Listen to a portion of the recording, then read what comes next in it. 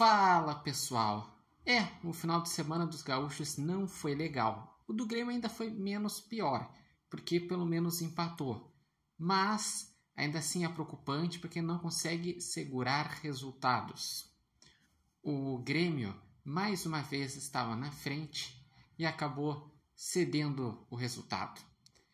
Isso tinha acontecido também contra o Vitória no Brasileirão, contra o Godoy Cruz e também contra o CSA na Copa do Brasil.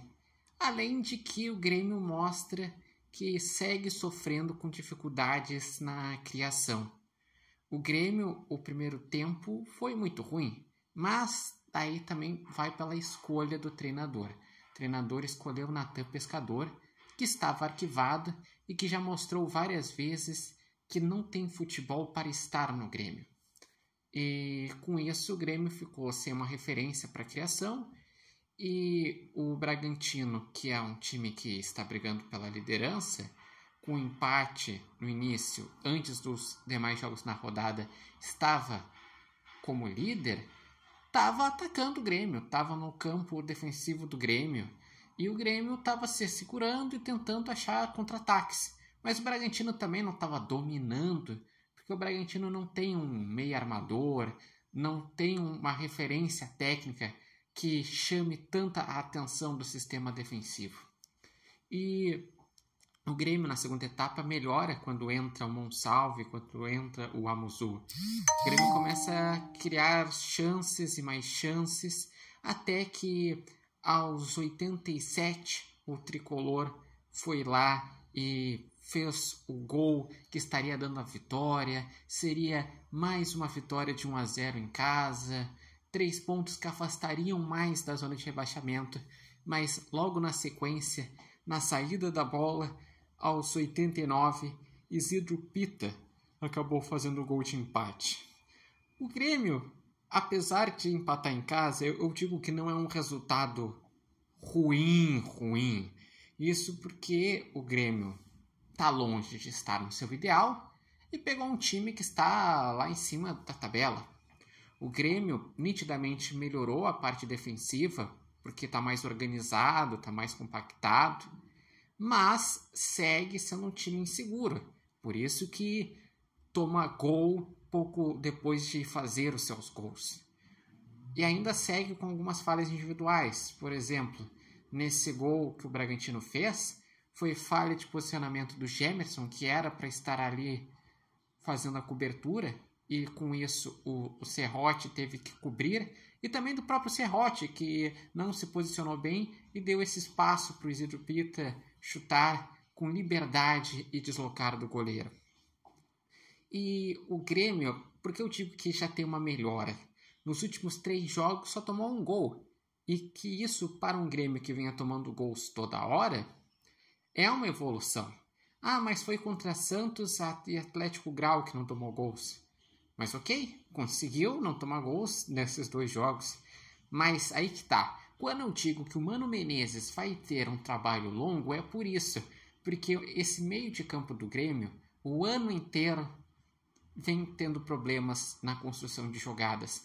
Com Quinteiros, a bola, como o próprio Mano falou, passava por cima dos meio-campistas. Então eles não trabalhavam. Agora está tentando trabalhar, mas ainda assim com muitas dificuldades. O Grêmio começou com Camilo e Dodi e Natan Pescador.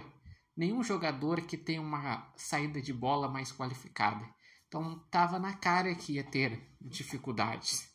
E quanto ao Amuzu, é interessante ele fazer gol, porque foi uma das contratações do Grêmio, vem sendo muito contestado até agora, mas quem sabe um gol como esse possa dar confiança. E também o ruim desse empate foi a questão da tabela, porque com uma vitória o Grêmio já ia se aproximar do G6. Com esse empate, o Grêmio está em 15º com 9 pontos a 2 pontos do Z4. Então segue ali naquele bolo perto da zona de rebaixamento. E o próximo jogo vai ser um São Paulo, que também está mal, que é o 16º lugar, só que vai ser lá no Morumbis.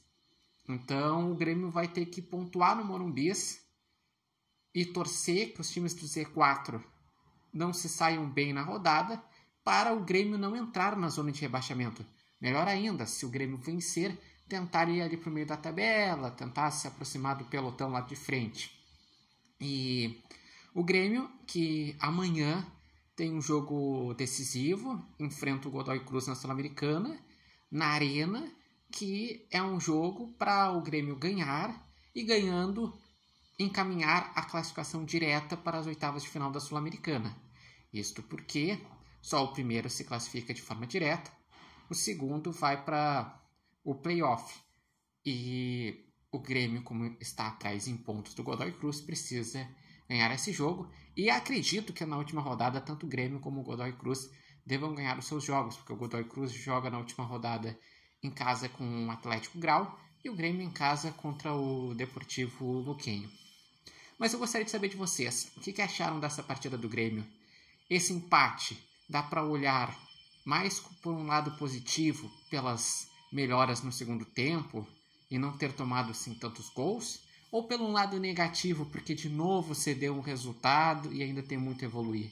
Deixem aqui nos comentários, lembrando que esse vídeo tem oferecimento de Barbearia Independência e vocês podem acompanhar o Repórter Matheus Wolff no TikTok, no Instagram e no canal do YouTube Repórter Matheus Wolff. Mas eu vejo o seguinte, o Grêmio está longe do ideal, mas começa a mostrar um esboço com o Mano Menezes, que com o Mano Menezes dá para fazer o suficiente para pelo menos não cair e pelo menos ter jogos mais tranquilos lá atrás. Mas ainda tem muito para melhorar lá na frente.